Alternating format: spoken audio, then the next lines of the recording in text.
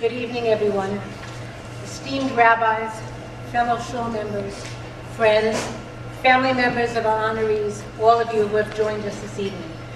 I am truly honored to have been asked to introduce this evening's honorees, Yaakov and Barry Elephant. I welcome the opportunity to publicly thank Yaakov and Barry for all they have done over the past several years for the Boca Jewish Center, Sharei Tefillah. In a few short weeks, we will be celebrating Purim, and I thought about the idea of standing before you and doing a Purim spiel, a spoof. Except Yaakov repeatedly teased me, "Just remember, Radine, I'm speaking after you." So I took heed, and I realized that if Purim is soon, then surely Pesach is following right behind.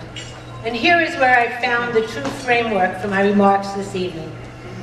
If Yaakov had merely helped and given generously of his time in uncountable meetings that led to the formation of our shul, Dayenu.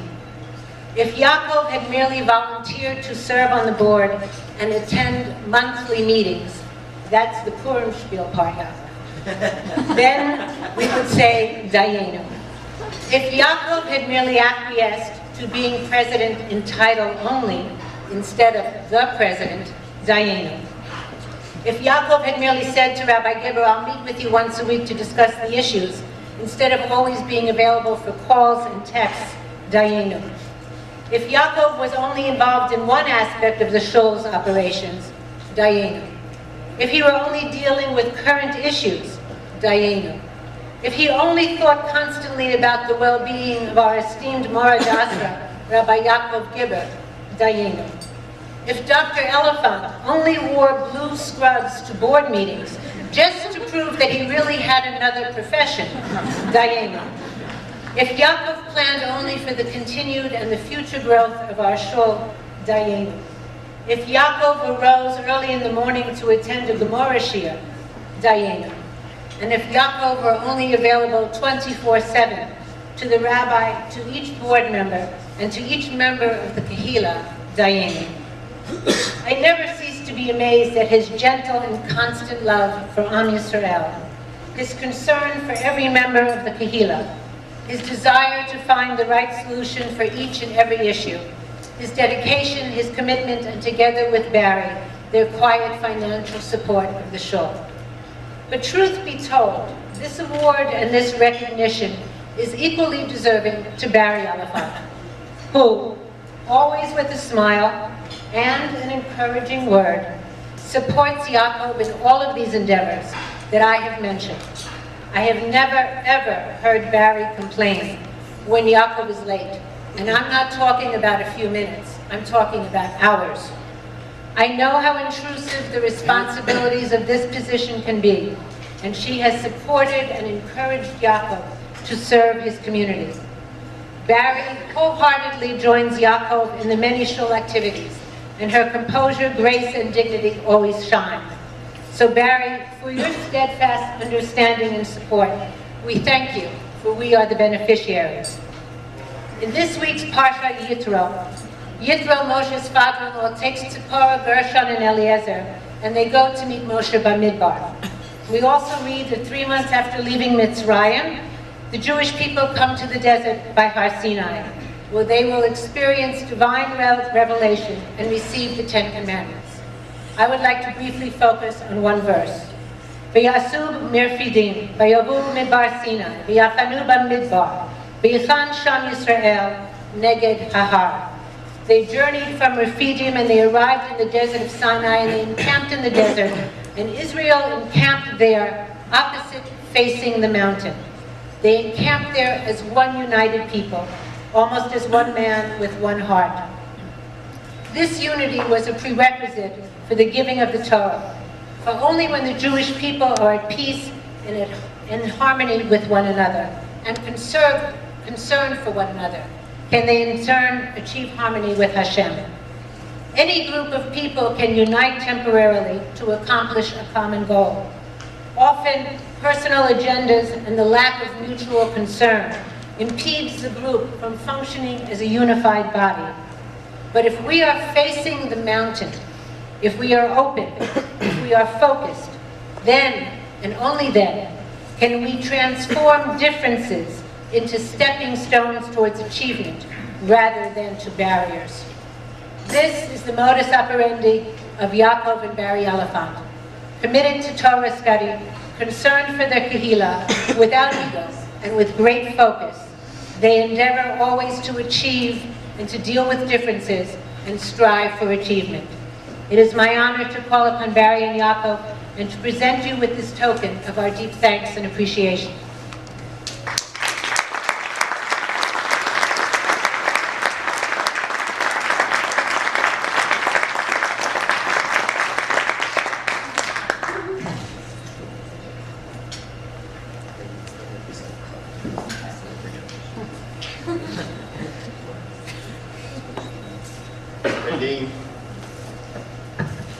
Thank you very much. Barry and I are both humbled and honored at the same time. It's ironic that at home I have to answer to one woman who's standing next to me, sometimes also to my favorite daughter. But in shul, I have to answer to multiple amounts of women. Linda, Vivian, Candy, and the power behind the throne, Rabbi. So much for those who say women don't play a major role in Orthodox synagogues.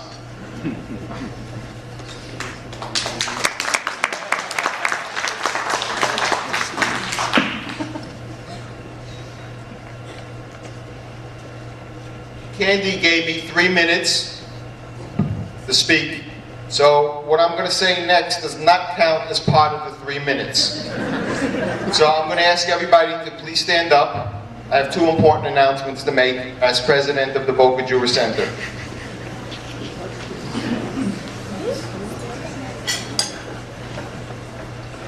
First of all, I think we need to bring the house down and give a tremendous yasher koach and a debt of gratitude to Candy and Vivian, the chair people of this dinner, with their committee, who've given of themselves,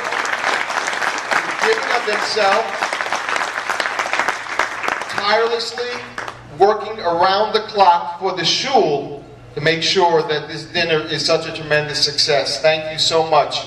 Candy, Vivian, Joe, and the committee that you had. Thank you so much.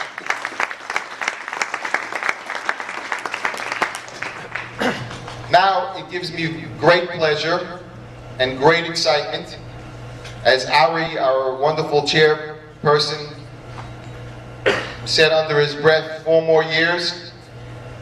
I'm very excited to announce that our Rabbi and Rebbetzin have agreed to a long-term contract with the Boca Jewish Center.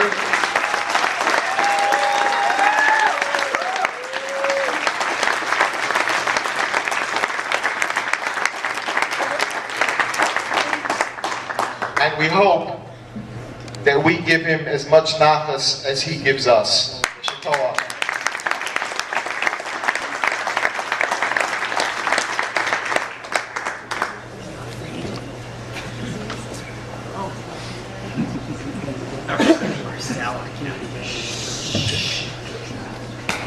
Just as a disclaimer, Radine did not write the speech. This is mine. Vishus Rabbi Gibber, Voda Rab Lau, our real guest of honor, my dear older brother, Chief Rabbi of Dimona, who specially came in for this occasion, my dear children who took off time from their busy schedules to come, family, friends, fellow congregants, ladies and gentlemen. Since Candy gave me only 3 minutes, if you don't mind, I'm going to talk to my children, and I welcome everybody to listen in. A few weeks ago, Barry and I went to the movies with Sal and Vivian on Saturday night. We went to see the movie called The Gambler. I actually have no memory of the movie. That's what happens when you're 55 and older.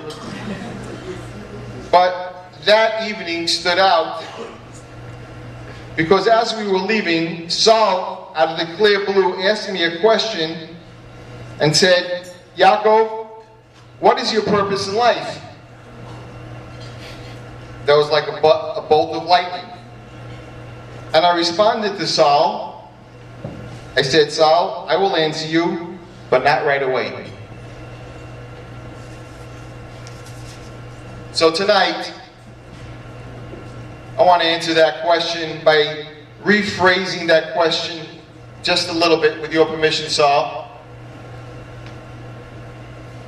By asking two questions that I ask myself all the time, that I want every person to go home tonight and over the weekend and ask yourself and ask your spouse this question when you're sitting after the kids have run away from the Shabbos lunch after 3 minutes, and you look at your spouse. I want you to ask yourself and ask your spouse this question. What is my responsibility to my children? And what is my responsibility to the Jewish people? So to answer these questions, I'm going to repeat a short Dvar Torah and story from our tremendous guest of honor, Rabbi Lau. It's ironic that we read this past Shabbos in Parashas Beshalach, Milchama LaHashem ba'Amalek midor dor. The war for Hashem with Amalek is from generation to generation. So there are two types of war. There's a physical war and a spiritual war.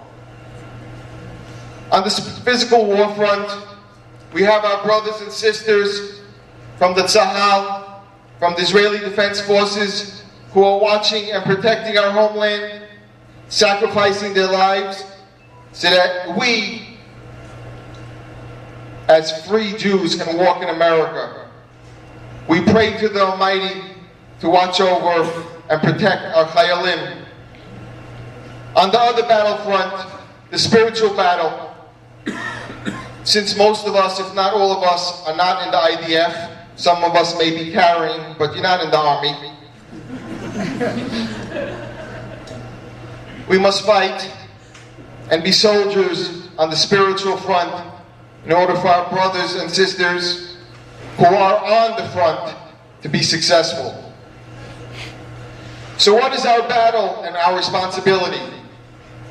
The answer is, as Rabbi Lau said, midor ledor, to pass on, to excite the next generation after us. You know, something struck me 2 years ago that I can't put out of my mind. About a little over 2 years ago, our very dear friend Warren Struhl was sitting shiva for his father, Minyanim Eliyahu. And what was so incredible that left a mark on me was not only the fact that we all knew that Bernard Struhl gave out Kit Kats in shul, but what left a tremendous impression on me, that 2 years later I still think about it, was the fact that the hearse, or the aron, of his late father stopped in front of the yeshiva in Bergen County, where all the boys and girls came out to say Tehillim and say prayers, because Binyamin Eliyahu was one of the founders of that yeshiva. And yes, we are here today as a growing community because Warren, amongst others, took the torch, midor ledor. Whatever we do vis-a-vis our shul, our community, our children are watching us.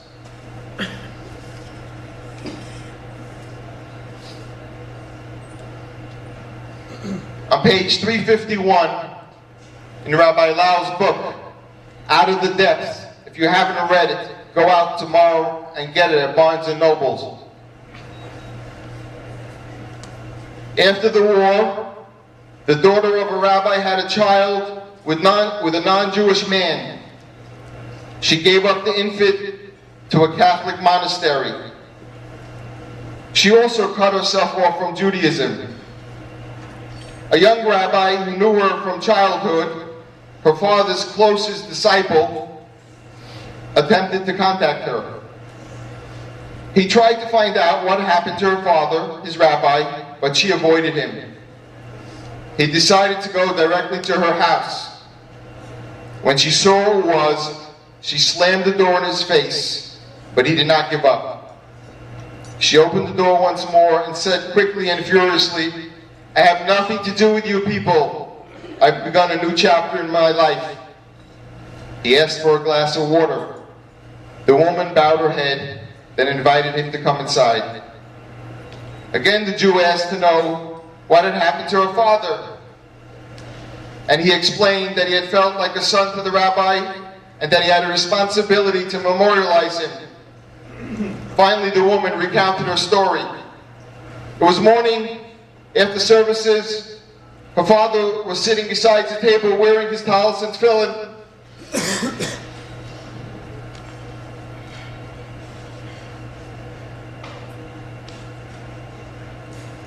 Studying the Talmud. Suddenly they heard the savage pounding on the door. I opened the door. 3 Gestapo men burst into the room. They threw me on the ground. I got up and ran to see what they wanted. They pushed their way into my father's room. He raised his head and gave them a look that I won't forget until my dying day.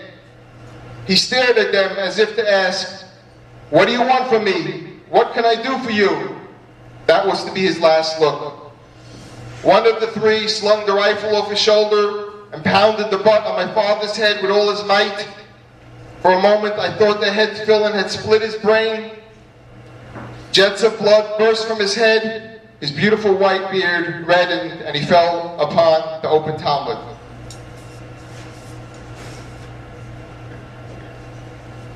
"What do you want from me? Can't you understand the source of my bitterness? Can't you understand my anger?" That's how they took my father, she ended. The man sat before her and wept for his rabbi, the daughter weeping along with him. "My sister," he said, "you cannot possibly understand how much I understand you. I also have many questions, but I have no answers. No human being can answer such questions. The Torah cautions that the secret things belong unto the Lord our God. We, however, have the responsibility to act. But the revealed things apply to us and to our children forever. That we must fulfill all the words of his Torah. Your child's grandfather has only one grandchild," he continued. "A fateful and historic decision now lies in your hands. If he continues in his present direction, you are handing your father's murderers their victory. That is exactly what they wanted, to put out the fire, the flame of Judaism, so that it would never burn again. But if your child follows in his grandfather's path, then they have lost the war and your father has won. Who deserves to win? The key is in your hands. Do you want to finish their work? Will you finish spiritually what they finished physically? Or will your father win and his grandson pick up his grandfather's study on the very page of Talmud where he left off?" With these words, the Jew walked out of the house. The daughter was stunned. She ran after him, got into his car and said, "I want to get him out of there now." Then she said, "On the condition that you take responsibility for his education. I have no one else who can do it." He agreed on his own condition that she assist him so as not to traumatize the child by the abrupt transition. "You draw him near to you, and through you, I will draw near to him," he proposed. Today, this child is a Rosh Yeshiva in Yerushalayim. He's the only living descendant of the old rabbi from Warsaw. How many minutes do I have left? I'm done?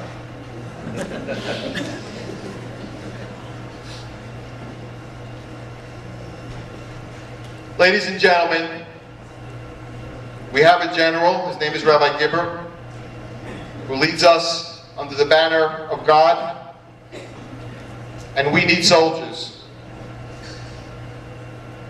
So, when our children are sitting next to us this Shabbos, Are they going to hear how the Seahawks coach fumbled the call in the last 3 seconds? Or are they going to hear about our next business deal? Or are they going to hear us crying out to the Almighty, praying for our families, our soldiers, and our people? Are we going to repeat the Rabbi's sermon at home to our spouse and to our children at the Shabbos table? Even if our children don't understand it, but they will understand that their father and their mother listened, and they will learn respect for a rabbi, for a rav. Are we going to come back to the shul on a Shabbos afternoon to learn with the rabbi, who spends hours preparing, not for himself, but for us? Are we going to let our children know that yes, we had fun all day Shabbos afternoon, but now I have to go learn, and I have to be there for Mincha Ma'ariv? Guys, if you take care of the kids at night for an hour and a half so that your wives can go to the Chumash class that's given by Ruthie Weiss, or by the class that's going to be convened by the rabbi very soon for women on Tamei HaMitzvos, I'm sure your wives will give you off in the morning or mornings so that you can come to shul and get a chavrusa and learn the Aleph Beis, Chumash, or Gemara, whatever it is. When you sit down for a Thanksgiving dinner, Rosh Hashanah dinner, or Seder night, do you tell your children that you've helped other people less fortunate, that they can make Seder, that they can sit down and have a Thanksgiving dinner? When there's a Saturday night father and child learning program organized by our very own 13-year-old Sam Lutz, do you bring your children? Do you bring your children and do you sponsor it? And do you tell your children that you're sponsoring it? Let your children know that you are a pillar of the shul, whether it be financial, whether it be means being part of a committee or being active in the shul. Let your children know that you go to the rabbi's class or you learn with the rabbi one-on-one. Lastly, if we do our shir properly, midor ledor, from generation to generation, the Almighty God promises us that He will do His part against the Hamans of the world. And I request everybody to say the next pasuk that we are going to read in a few weeks in the Megillah, and we say every Saturday night in Havdalah, La Yehudim, Paisa, Ora, B'Simcha, Bikar, Kain, Tialanu, and to the Jewish people there will be light and Simcha, so will be to us. Thank you.